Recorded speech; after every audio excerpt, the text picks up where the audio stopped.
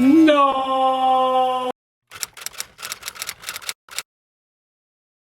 The other day I was doing some work on my front door and I had the screen door open. As I walked through to come outside, there was 3 yellow jackets flying around. They all seemed to be flying right around the bottom of the door, and then they all flew downwards and disappeared. Then I could see under the threshold of the door, the concrete was a little bit broken up and they were going through a small opening. So I took my iPhone and I did a time lapse to see how many were coming and going to give me an idea of the size of the nest. By the look of it, there were quite a few.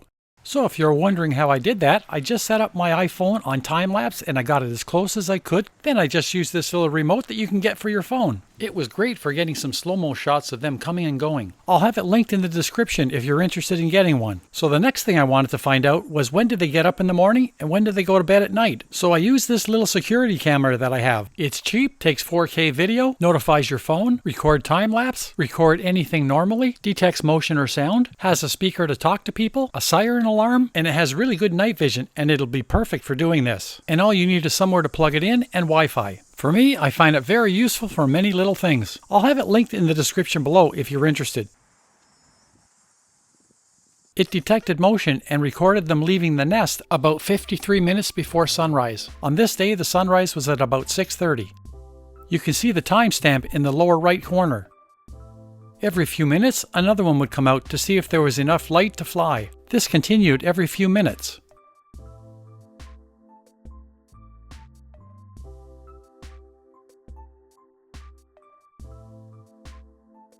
The first one decided to fly right at about 40 minutes before sunrise. Sunset was at 8 o'clock and the last one seemed to go in at 8:14. So to be totally on the safe side, you could check out a nest up to an hour and a half before sunrise and up to an hour and a half after sunset. You can see from this slow-mo footage that they like to land directly in the opening. And before they take flight, they like to be about a half an inch away. You'll see shortly how they can use this to their advantage.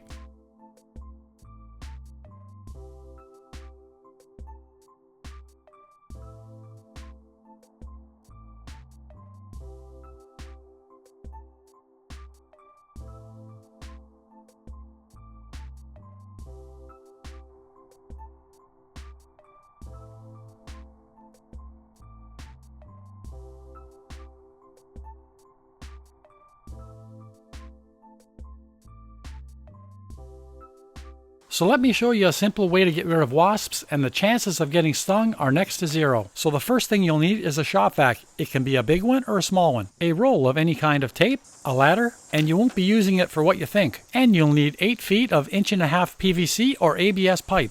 You can pick this up at pretty well any hardware store for a very reasonable price. Or instead of 8 feet, you can get 10 or 12 feet, depending on your comfort zone. So the first thing you want to do is use the tape and attach the hose to the pipe. If you do this part later, moving the pipe around could disturb the nest. It's best to do it now. So now the ladder. The ladder makes a perfect device to attach the pipe to. If the nest is in a tree, or if it's on the porch like mine, or if it's in the ground, you can pretty well attach it to the ladder at any angle that you like. You can tape it to the side of the ladder. You can point it down, midway, or point it up, and anywhere in between. And with being 8 feet long, it keeps you away from the wasps. If you're dealing with one in a tree, it's good to have a spotter to let you know how close you're getting to the nest. So first put out your ladder, and now patiently and calmly position the pipe about an inch away from the opening. And I say patiently because you don't want the pipe to touch the nest to disturb them. And once you have everything in position, use the tape and tape the pipe to the ladder.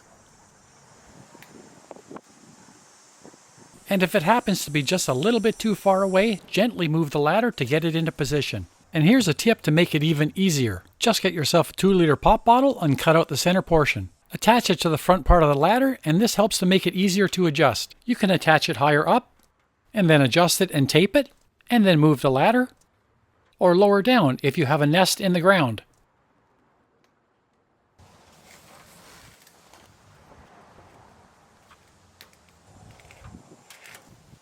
If you have a smaller vacuum like mine, you can go ahead and take the filter off. Some of the larger ones you don't have to. Now we'll put about 2 inches of water in the vacuum.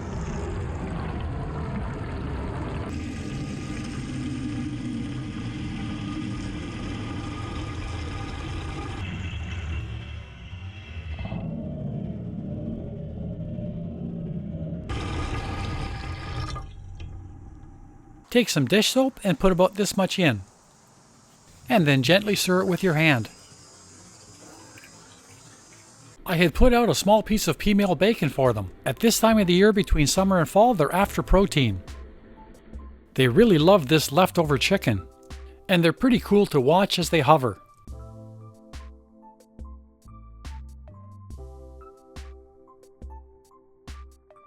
And even the ants were getting involved, trying to move this small chicken bone.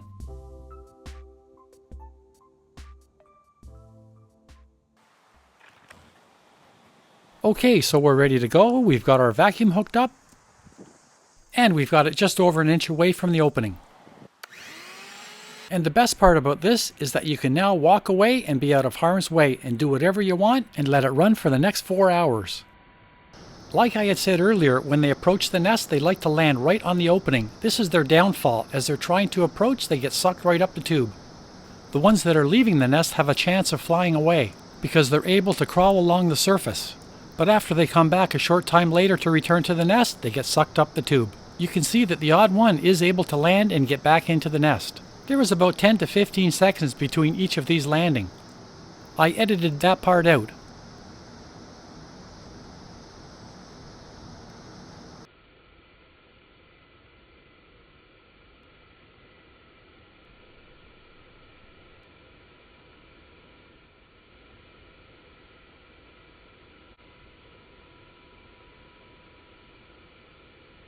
You can see that one of these two was luckier than the other.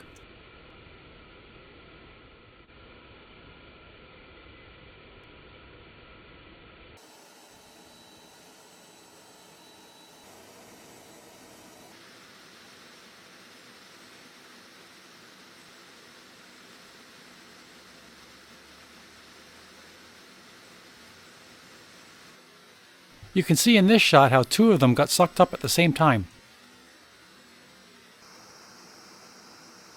So I've had it running now for 4 hours, from 11 o'clock in the morning till 3 in the afternoon. So let's have a look and see what we've got. Okay, so that looks substantial. I know there's nests that have got way more than this, but let's have a count and see what we've got. Looking at this, I'd estimate probably around 120 or so.